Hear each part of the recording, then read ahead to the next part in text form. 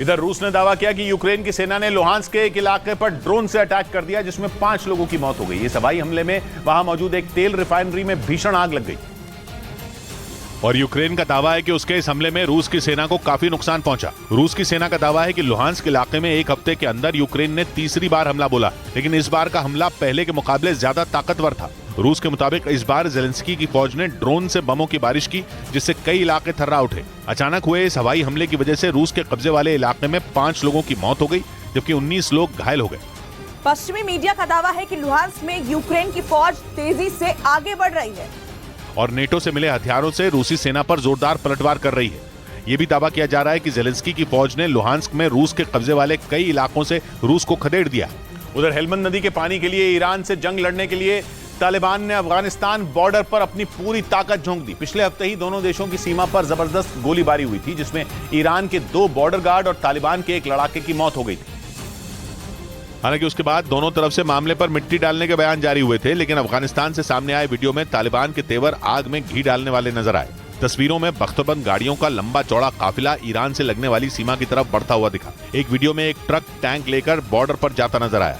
जिस हेलमंद नदी के पानी के लिए ये खून खराबा हो रहा है, वो अफगानिस्तान से ईरान तक जाती है। 1973 की संधि के तहत अफगानिस्तान को ईरान को नदी का कुछ पानी देना होता है, लेकिन तालिबान सूखे का रोना रोकर पानी देने से इनकार कर रहे हैं। हालांकि दोनों देशों के बॉर्डर पर तनाव के बावजूद ईरान के IRGC यानी इस्लामिक रिवॉल्यूशनरी गार्ड कोर के कमांडर ने अफगानिस्तान से कभी जंग नहीं होने का भरोसा दिया। 27 मई को हेलमंद नदी के पानी को लेकर ईरान की सेना और तालिबानी लड़ाकों के बीच जोरदार झड़प हुई थी, जिसमें ईरान के 2 सैनिकों और एक तालिबानी लड़ाके की मौत हो गई थी। जिसके बाद तालिबान और ईरान दोनों ने सीमा पर बड़ी संख्या में हथियार और जवानों की तैनाती कर दी, जिसके बाद इस बात की आशंका तेज हो गई कि ईरान और अफगानिस्तान के बीच कभी भी जंग छिड़ सकती है। इसी तनाव के बीच रिवॉल्यूशनरी गार्ड कोर के कमांडर आमिर अली आजिज़ादे ने दावा किया कि अफगानिस्तान से कभी जंग नहीं छिड़ेगी। उन्होंने दावा किया कि कुछ लोग दोनों देशों के बीच लगी आग में घी डालने का काम कर रहे हैं, लेकिन इसके बाद भी वो अफगानिस्तान के साथ जंग नहीं छिड़ेंगे।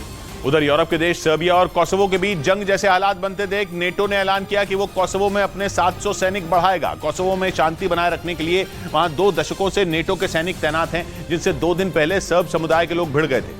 उस हिंसा में नेटो के 30 सैनिक घायल हो गए थे। इसलिए उस हिंसा से सबक लेते हुए नेटो ने कोसोवो में और 700 सैनिक तैनात करने का फैसला लिया। वहीं सर्बिया पहले ही अपनी सेना को जंग के लिए तैयार रहने का फरमान सुना चुका है। ऊपर से रूस सर्बिया का पुराना दोस्त है, उसे पुतिन का पूरा समर्थन हासिल है और कोसोवो के साथ अमेरिका खड़ा है।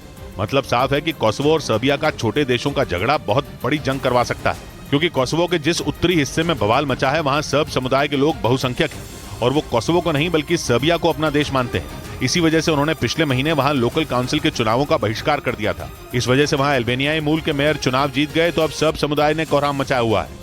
इस बीच पश्चिमी मीडिया ने दावा किया कि रूस में तख्तापलट की साजिश रचने के आरोपों पर वैगनर ग्रुप के चीफ येवगेनी प्रिगोजिन ने सफाई दी। आरोपों से इनकार करते हुए उन्होंने साफ कर दिया कि पुतिन की सेना को पछाड़ने के लिए वैगनर ग्रुप के पास ताकत ही नहीं। यानी येवगेनी प्रिगोजिन ने यह साफ कर दिया कि पुतिन का तख्तापलट करने का उनका कोई इरादा नहीं है।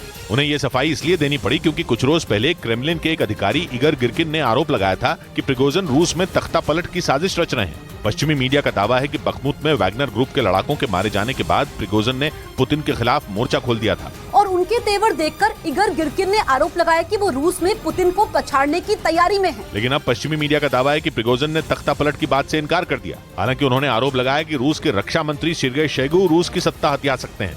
वहीं चेचन कमांडर और पुतिन के वफादार रमजान कादिरोव ने दावा किया कि अब उनके लड़ाके दुगनी ताकत से यूक्रेन की सेना पर हमला बोलेंगे। ये वही कादिरोव हैं जिनके लड़ाकों ने मारियोपोल पर कब्जा करने के लिए वहां तबाही मचा दी थी और करीब 3 महीने चली जंग में उन्होंने यूक्रेन के सैनिकों को घुटनों पर लाकर ही दम लिया था। माना जाता है कि चेचन लड़ाकों की वजह से ही मारियोपोल पर रूस का कब्जा हो पाया था। और अब एक बार फिर कादिरोव ने यह हुंकार भरी है कि उनके लड़ाके दुगनी ताकत से जंग में ज़ेलेंस्की की फौज पर टूटेंगे, क्योंकि उन्हें ऐसा करने की पूरी छूट मिल गई। और कादिरोव के मुताबिक उन्हें यूक्रेन पर ताबड़तोड़ हमले करने का आदेश मिला है। मतलब ये कि आने वाले दिनों में यूक्रेन की सेना की मुसीबत बढ़ने वाली है। पश्चिमी मीडिया का दावा है कि रूस की नजर यूक्रेन के डॉनबास पर टिकी है, जिस पर कब्जा करने के लिए पिछले कई महीनों से वहां जंग छिड़ी हुई है।